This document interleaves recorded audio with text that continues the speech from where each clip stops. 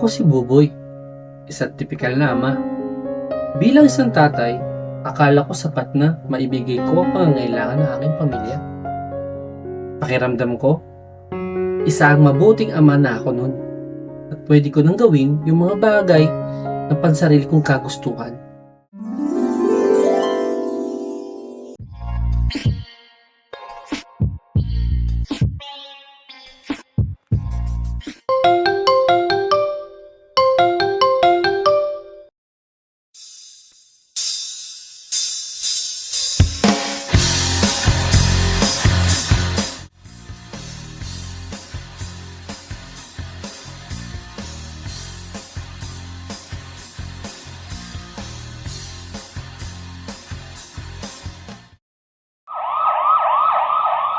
Hanggang ako ay na-ospital, hindi bilang ordinary pasyente.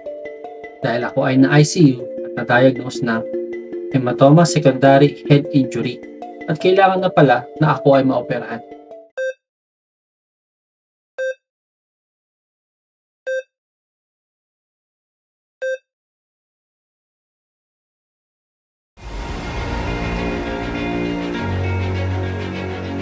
Makalipas ang ilang araw, ako'y nagising na at may natanggap ako mabalik.